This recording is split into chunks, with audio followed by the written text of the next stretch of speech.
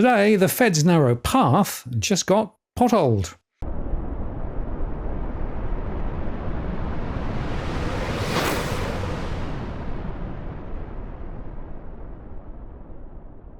Hello again, it's Martin North from Digital Finance Analytics, where I've noticed post covering finance and property news.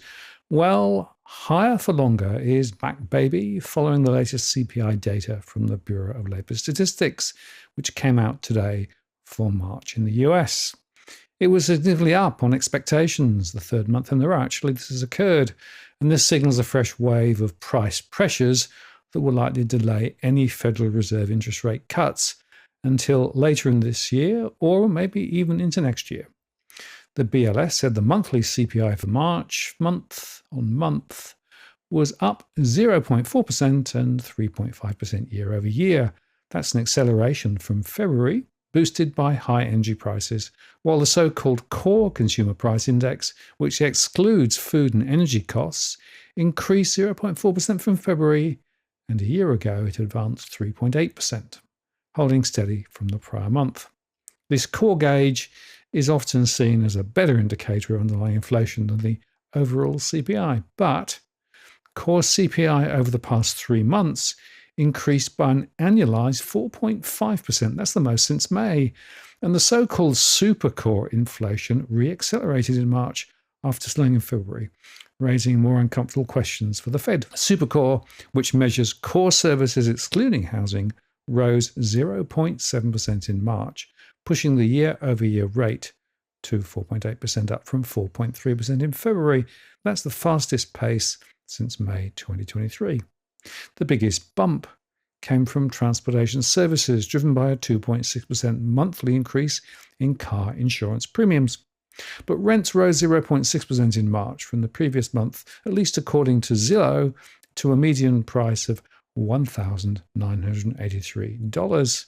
The climb was dubbed to be subtle, but tracks closely with the pre-pandemic seasonal average of 0.7%. Single-family and apartment rents were up across the nation.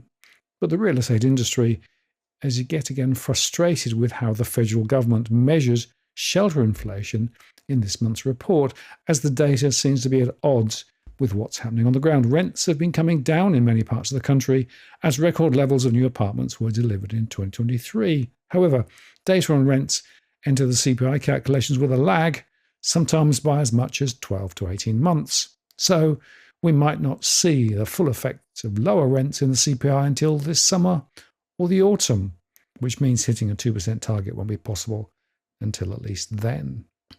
Gasoline and shelter actually accounted for over half of the overall monthly advance. The BLS said energy prices shot up 1.1% last month after a 2.3% increase in February. So the last 2 months have seen the biggest back-to-back increase in energy prices since last summer.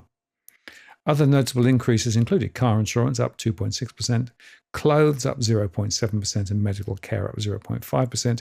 The costs of food were more muted, rising just 0.1% after no increase in February. The cost for car insurance, medical care, and apparel increased in the month, while prices for new and used cars fell. Shelter prices, which is the largest category within services, rose 0.4% for a second month, and owner's equivalent rent, that's a subset of shelter, and that's the biggest individual component of the CPI, climbed by the same amount. Now, it's worth noting that the Personal Consumption Expenditures Price Index, the Fed's favoured metric, doesn't put as much weight on shelter as the CPI does. So conveniently, that's part of the reason why the PCE is trending much closer to the Fed's 2% target. With energy prices also back on the rise, it's actually unclear where the next downward moves on inflation will come from. Economists have long been anticipating some easing in shelter price growth, but as we see, so far it's not come through. Unlike services, a sustained decline in the price of goods over most of the past year has largely been providing some relief to consumers, although economists expect this to be less significant ahead, and the so-called core goods prices, which excludes food and energy commodities, fell 0.2% in the month. So all of this adds up to evidence that progress and taming inflation may be stalling, despite the Fed keeping interest rates at a 2-decade high. With a strong labour market still powering household demand, officials have been adamant that they need to see more evidence that price pressures are sustainably cooling before lowering borrowing costs.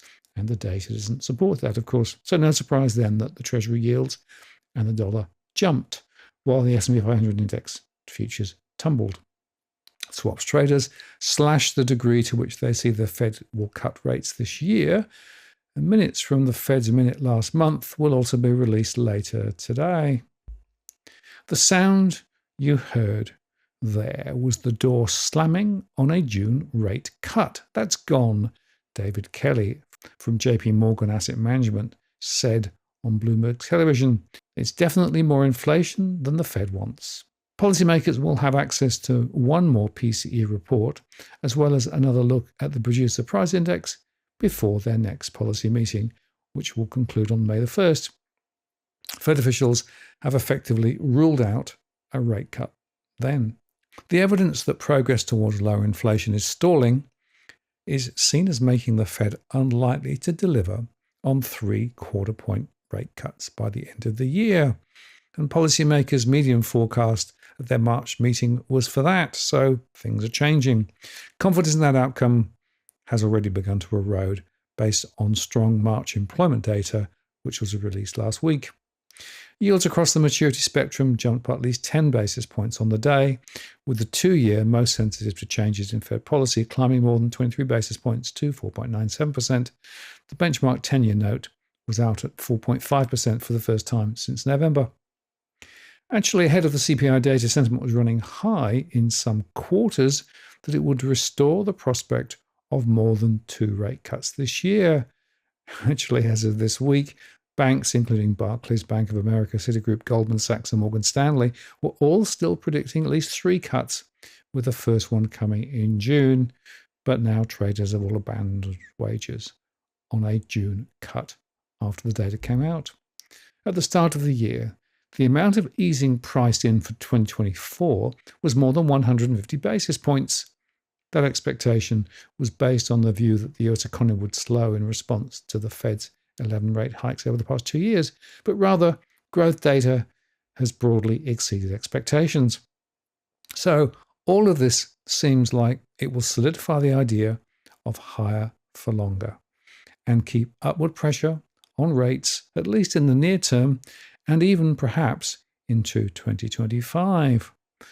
As I said at the start, the bumps in the road have turned into potholes, and rates will be indeed higher for longer.